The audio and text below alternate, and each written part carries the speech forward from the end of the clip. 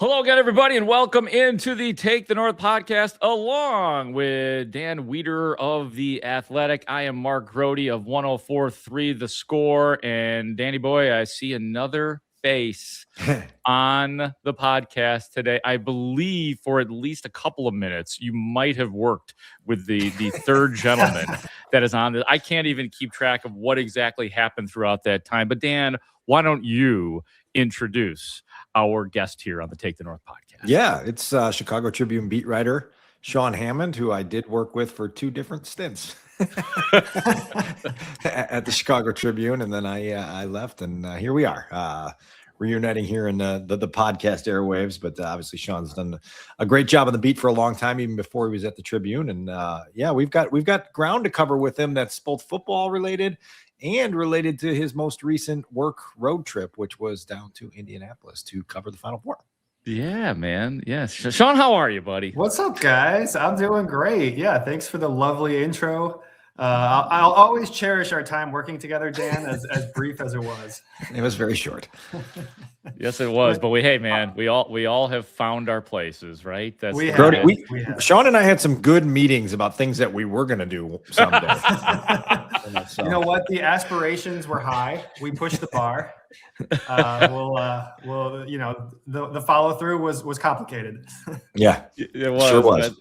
Like I said, there was a happy ending for everybody. I think because Sean Hammond does do excellent work in the Chicago Tribune. You should definitely read him.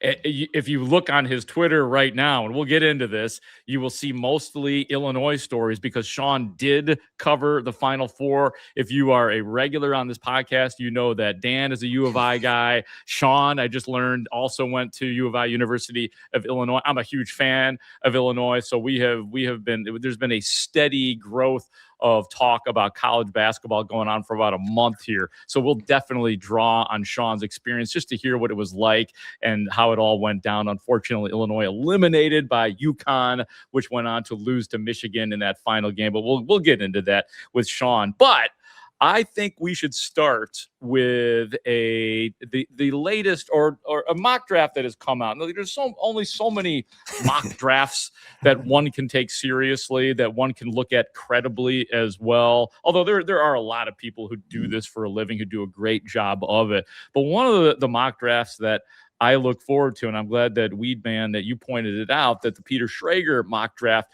came out. And I like it because it's a very informed mock draft, typically, that he talks to a lot of people. So he just does one mock draft.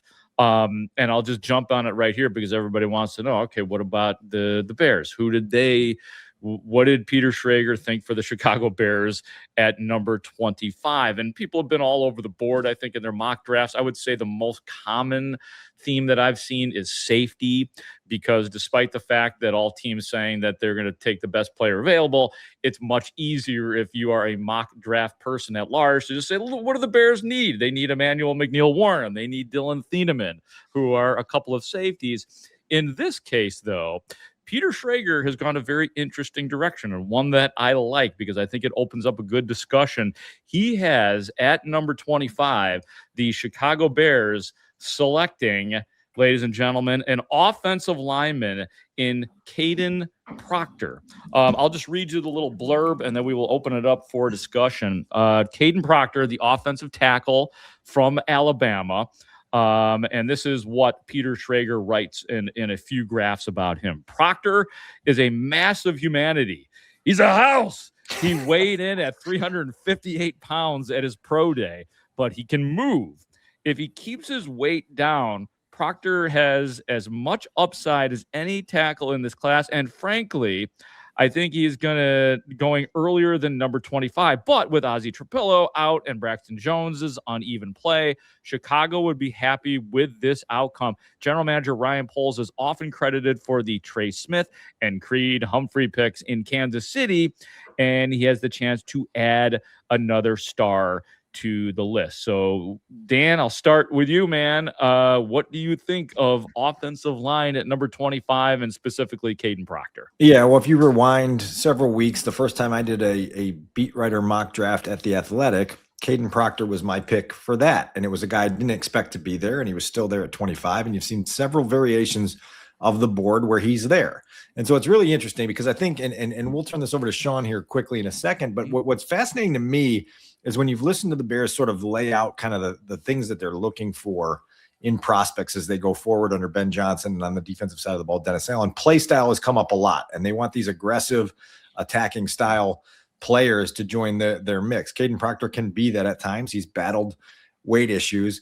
And then what I think is interesting is just the upside, because what we've heard for so long from inside that building is this vote of confidence in Dan Rashar and Kyle Devan to develop offensive line talent.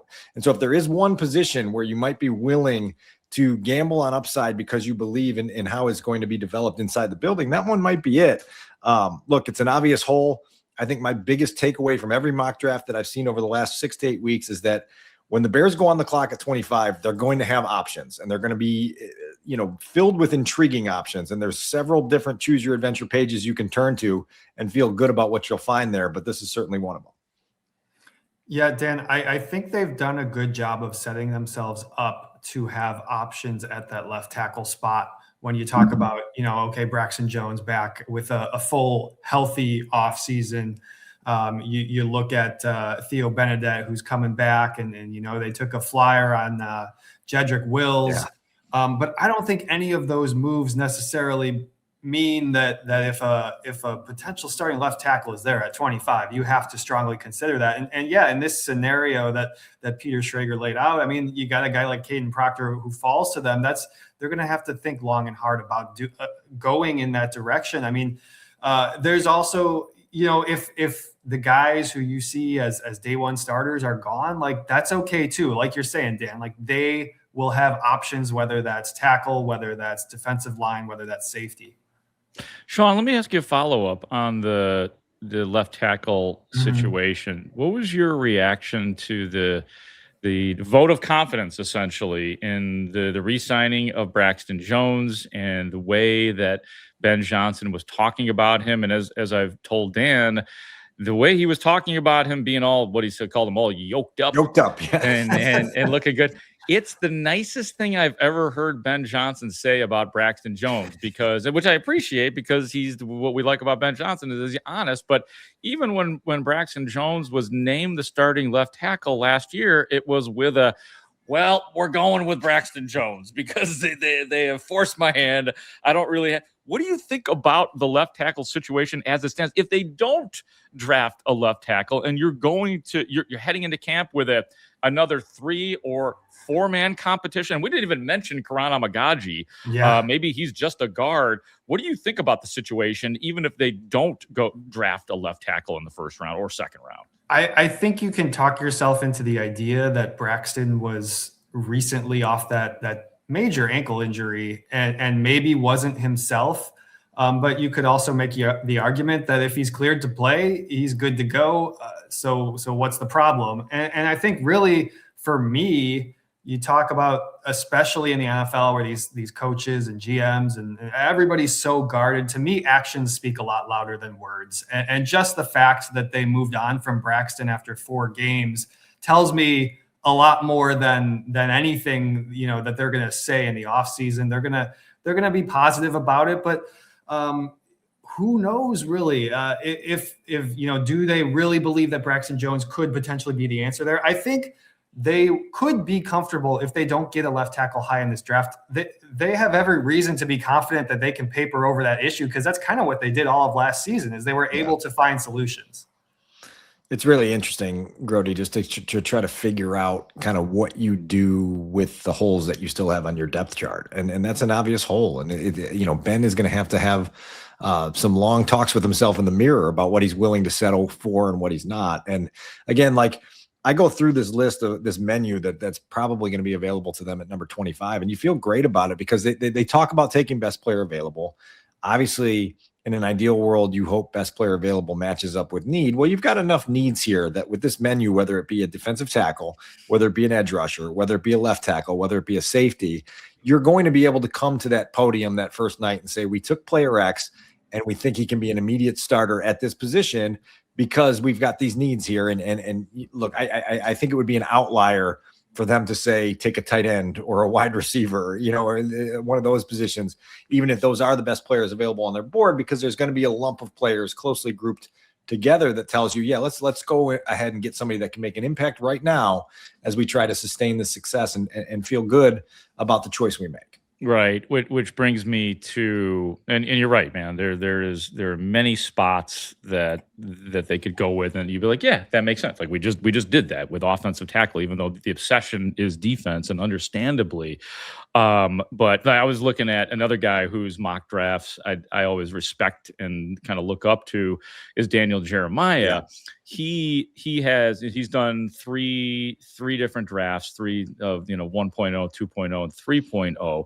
In two of the three, he went with the safeties with Emmanuel McNeil-Warren and Dylan Thieneman. But then, and I think it was his second one, he goes with the defensive tackle from Clemson in Peter Woods, who, and he said, and I've expressed this on the podcast, that it is in the last 10 years or so, it's kind of a crapshoot in the 20s and even into the, to 30 in the NFL with being successful with defensive ends, with edge rushers and defensive tackles. And he writes in his blurb about Peter Woods, teams seem to be all over the map on how they rank this year's defensive tackles. Mm-hmm. Woods probably is the most explosive of the group and brings some juice, as Wiederer loves, on the interior. But that's where I want to go here with this, Sean. Defensively, whether it's defensive tackle or edge, whichever it was, got to get an edge. Are you worried about that spot, number 25, with defense? Because it just seems like some of these guys, they're first rounders or they're even second rounders. I can't get a good feel for edge rushers and defensive tackles at 25 in this draft. Yeah, it's always hard to get a feel in the 20s and in the late first round for on some level it is a little bit of a crapshoot. I think they have to get better on the defensive line. I'm not even necessarily saying edge rusher over tackle over edge rusher. They just got to get better on the defensive line. Yeah. They need to get better at pressuring the quarterback. They need to get better against the run. And so to me, if you can get a starting caliber guy who can play on your defensive line from day one, that's a win. There's a scenario. We look at these rankings and all these mock drafts. You could be picking the top defensive tackle or the first team to select a defensive tackle at 25. That's a realistic possibility. If there's a guy you like there, that's a good situation to be in. Now, is it a little bit of a crapshoot deciding between which of these 4 or 5 defensive tackles is the guy to go with there? Yeah, it's kind of shaping up that way. Yeah, I mean, you look at the list, and you just mentioned Peter Woods. You've got Caden McDonald from Ohio State. Yeah. Lee Hunter's a name that gets thrown around a little bit. You've got Caleb Hanks. There's a lot of different directions that you can go, and so that's where in the building you're looking for what the coaching staff is asking for. Right. And that's where they go position by position. And Ben and his staff puts together the prototype at each position and says, find us this, and then it's the marching orders for Ryan and his staff to match that up. So that's going to be interesting. And like I said, one of the things that's come up a lot is play style. They want not only guys who are passionate about football at all times, but play with, we talked last week, Grote, about Kobe Bryant being a trained killer, and that's a guy for the back end. And you're looking for a couple trained killers for your defense as well. And so, it's going to be really interesting to see when this full draft class is assembled, what does it look like and how does it marry up with what they said they wanted? Well, and Sean, let me ask you a follow-up on the defense, just like I did with offensive line. Let's say they don't draft an impact guy in the first or second round. What do you think about the chances of, without incoming talent, and there's going to be somebody who is probably incoming, but with rebuilding the defense from within, with the guys that were injured last year or young last year or developing, what do you think gets better, or what specific players do you think could get better on the Bears defense, specifically on that line next year? I mean, the number one name that I'm circling on that is Austin Booker. And just because of what we saw the second half of the year, and the numbers don't jump out at you. He missed the first half of the year with a knee injury, but I think maybe 4.5 sacks in the regular season, another one in the postseason. Plus, you look at there was a play or two there where he should have had a sack against the Packers and got flagged. You put that over a full season, and those numbers might look pretty good. And they drafted him a couple of years ago knowing that he was going to be a work in progress. He was a guy who basically had one productive year of college football, needed to put on a little bit of weight. Now you're talking about him going into year 3. You could make the argument that's your starting edge rusher opposite Montez Sweat and go from there. You could also make the argument that he would be a really good number 3. So, I mean, you could argue both ways.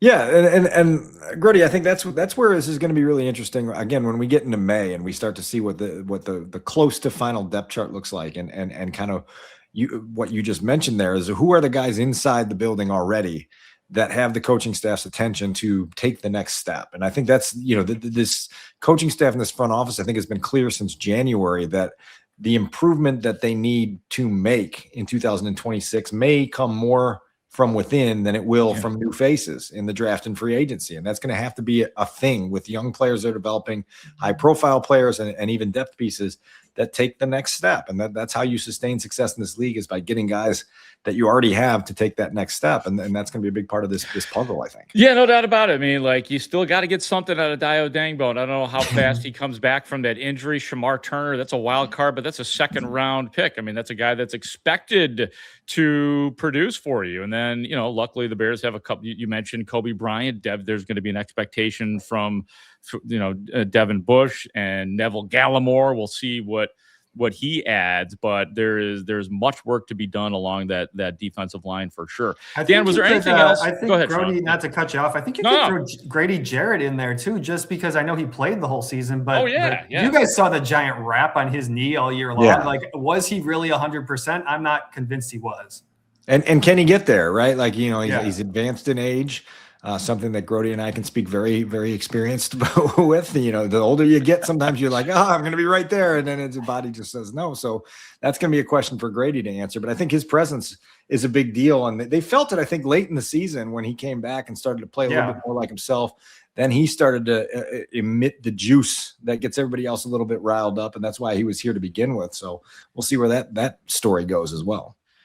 Dan, was there anything else in the Peter Schrager mock draft that stood out to you at all? I mean, I'm just focusing on where he had the Bears, but was there anything else that you wanted to bring out or expose about Schrager's mock draft? Well, just linked up with the conversation we're having about Kadyn Proctor, you just feel like the options for the Bears at offensive tackle at 25 are going to be there. If they go in that direction, great. If they don't, great. But there are going to be guys there that you consider, and then they've just got to go through the full evaluation process. Caleb Lomu, Monroe Freeling, Blake Miller. I'm not even going to try to pronounce the last name of the kid from Arizona State. Max, do you know how to say it, Sean? Eganich or Egenacker?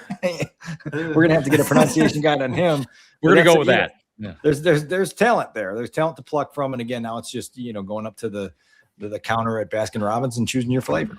I got one more question for you, Sean, as it pertains to the draft, because we know that last year the Bears were interested in trading up twice last year for running back in Ashton Genty. I mean, there was some truth to that. We know that Travion Henderson was on their radar.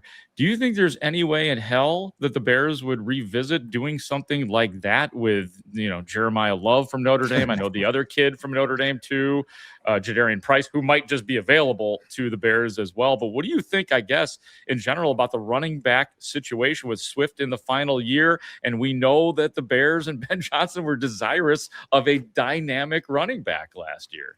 Yeah, I think, especially when you're looking at that first round, I think no. I think you can look at what they got out of Kyle Monangai and say that should give you the confidence that you can find somebody. Now, it doesn't have to be in the 7th round, though. If they want to move up a couple spots in round 2 or round 3 or whatever, I'm cool with that. I think that's a realistic possibility. I do think they're probably going to draft a running back at some point in this draft. It just kind of comes down to where you feel it is on your list of needs and how aggressive you want to be there. Yeah, I agree. I think, yeah, they don't get too cocky, being that they had a successful running back at in the 7th round, but they did hit with that, so that does make sense. We refer to him as Sean. Don't call me Hammond, Indiana, of the Chicago Tribune. Don't call him that. He doesn't want to hear about that. But Dan and I, we talk just proportionately about the stadium and the ebbs and flows. Where do you stand with the stadium, and what if Hammond, Indiana, for the Chicago Bears, Mr. Hammond? Well, other than the name, I have no connection to Hammond, Indiana, so I'll just throw that out there. Good to clear that up. Haven't spent much time there. I'm not the son of the mayor or anything like that. But man, I don't know. I mean, I know you guys have been talking about how long this thing's been dragging on, and it's we all just kind of want this thing to be over, and I get it. I just do wonder if building in Northwest Indiana is going to be sort of that same thing that you talk about with the Soldier Field renovations, where it's like, are they going to regret this in 20 years? Are they going to come back and say, well, we kind of screwed that up, we want something better now? I don't know. It just does not seem like the ideal location to be. I know why financially, why there's a lot of incentive for them to do that. I just wonder if it's really the best long-term option. Grote, I think that Sean could maybe lobby for naming rights if they go to Hammond and maybe get a piece of the pie there, because he's got the connection there. I think that's a pretty good idea. I think you need to be a little bit more enthusiastic about your last name there, Hammond. I'm going to have to make some calls. Yeah, see what I can do about the naming rights there. Well, look, over, I would say, about the last 3 weeks, I mean, it just sort of dawned on me that the Bears have not, while they put Indiana in place and they moved real fast with Indiana for a while, it came to a screeching halt in terms of the progress that they are reporting, which has led me to believe 99.9% of me still believes it's going to be in Arlington Heights, because they are waiting for the legislature. They're giving them as much time as they need. They put out the warning shot from Adam Schefter saying that, you got 3 weeks to get this thing going, or else we're going to move to Indiana. But that's the Bears saying, please don't make us go to Indiana. Please get your asses in gear. Do you think there's any chance left that it would actually be in Hammond, Indiana at this point? Is there a chance? Sure, there's a chance. But I'm with you. Like, if they were so excited about it, there's been no reason to wait around. Like, Indiana's waiting. They're ready to go. They've been ready to go since late February. And this is the Bears giving Illinois more time, like you're saying, Grote. That says a lot about what they want, in my opinion. No doubt about it. No doubt. And I guess we'll all just stand by and see what the next tweet is.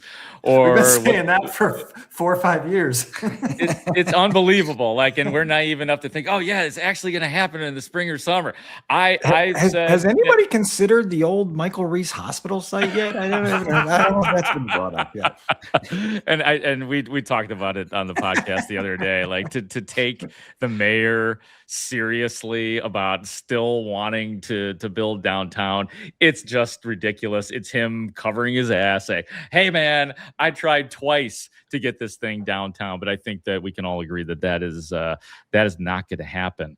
We could talk more football, but while we've got Sean Hammond, I mean, Dan, he covered Illinois in the Final Four. He was there. There.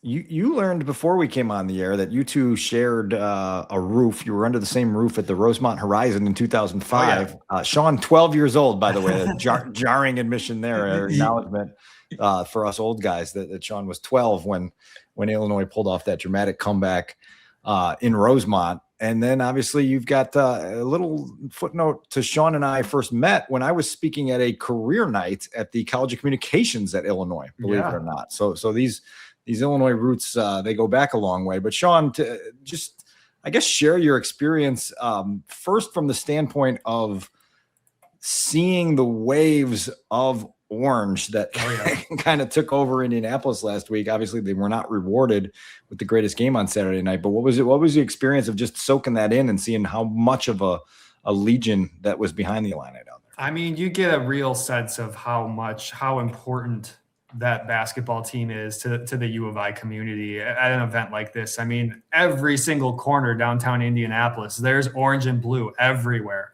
You know, half that stadium was orange and blue. You could just feel the energy coming from that crowd. And even, you know, Michigan's not that far away. Ann Arbor's not that far, but that Illinois crowd just dwarfed every one of those other teams. And it was really just a cool atmosphere to experience. Dan, you were in the building, were you not? I did. I was there. I went to the open practice on Friday. Was sitting up in section 604 for the game, which is a long way away, but my view was better than I expected it to be. It was fine. It worked just great. Yeah. And to the topic of the crowd, it was a little bit frustrating because they just never got their chance to explode. You know, the game flow just didn't allow for that crowd to kind of take over the building the way it was ready to. And that was probably a disappointment for Illinois. Yeah, you know, the way they fell down, they just shot so poorly at the start of that game, and it felt like they were trying to claw their way back the whole time. I think they took a brief lead, 22-21, maybe late in that first half, but that might have been their only lead of the whole game.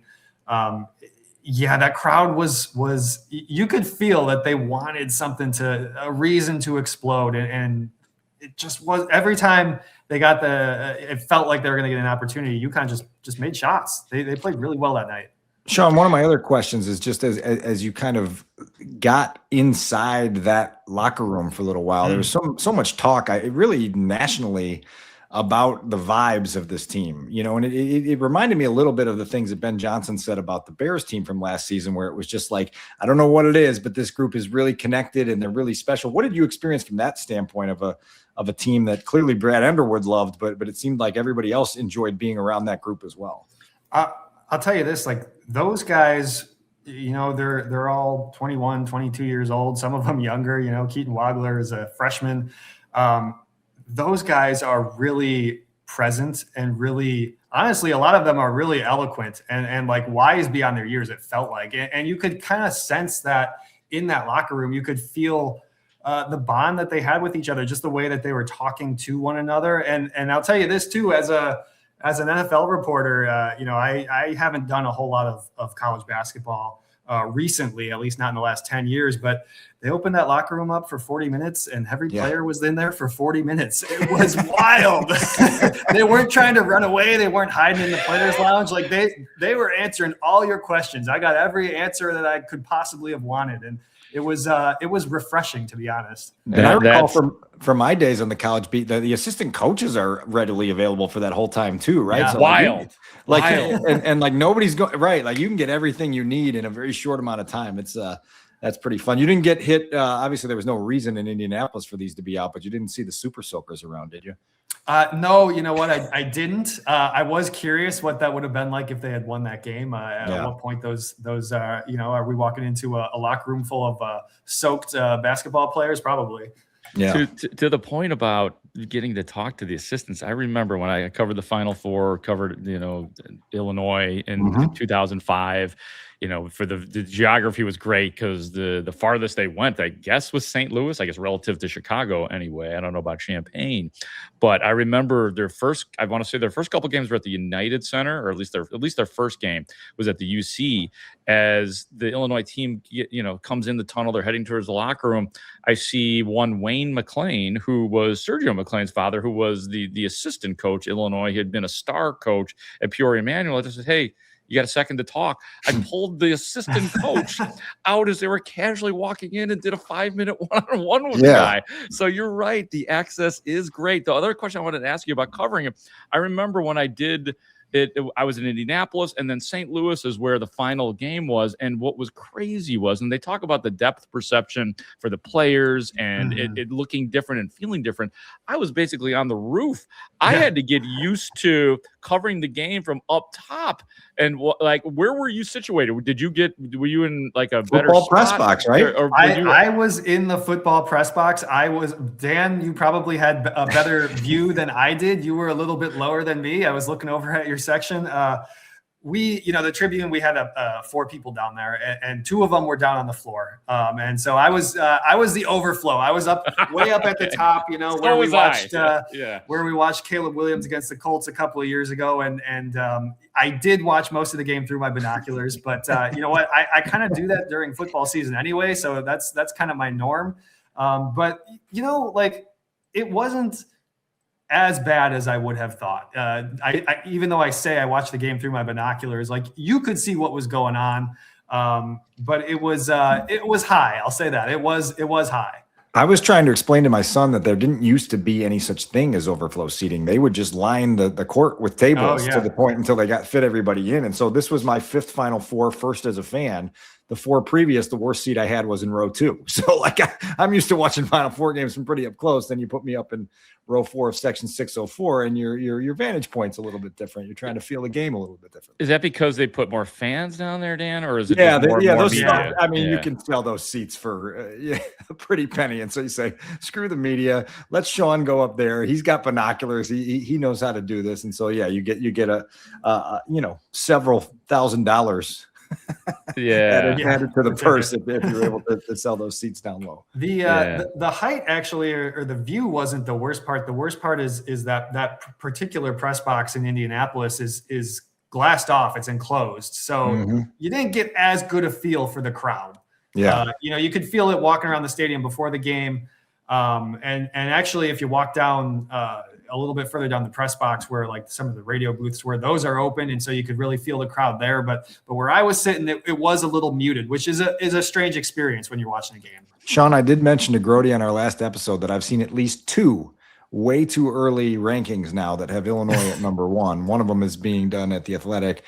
Seth Davis, I believe, also had Illinois at number 1 for next season. Obviously, it's a ridiculous exercise to do when the transfer portal barely just opened and nobody knows who's playing where. But it's like doing a mock draft. It's just it's ridiculous. It's like doing a mock draft the previous on Monday. On Monday after the draft. Right. Yeah, exactly. That's what that's like. So anyway, but look, if they can keep a lot of these guys together, they're going to have a really good team next year. If they can find a point guard, you got to fill those guard spots. But if they can keep those big guys together, they're going to be a competitive team. They're going to be right up there. I saw those way too early rankings, and those are grain of salt. The portal's opening soon. Let's see who's leaving unexpectedly before we start anointing anybody. Right, like does somebody fall in love with Mirkovic or Stojakovic? I mean, I'm assuming those guys will be back. We know Boswell's gone, and I guess they do have this guard, Quentin Coleman, top 40 recruit, right? Wiederer, you're already reading up. You're getting all the magazines on these guys. I know you gotta get up to speed quickly. Sean, I'm going to hit you with one more pop quiz Bears question here. Okay. Because the Caleb Williams conversation is going to persist now in a different space, I think, for the next 4 months until we get deep into training camp. If there was one thing in Caleb's game, you just get one. You can't take 2, can't take 3, can't do what I do and waffle on this. One thing that you need to see improved before we walk in the building for the season opener next season. Where are you with that as it relates to Caleb?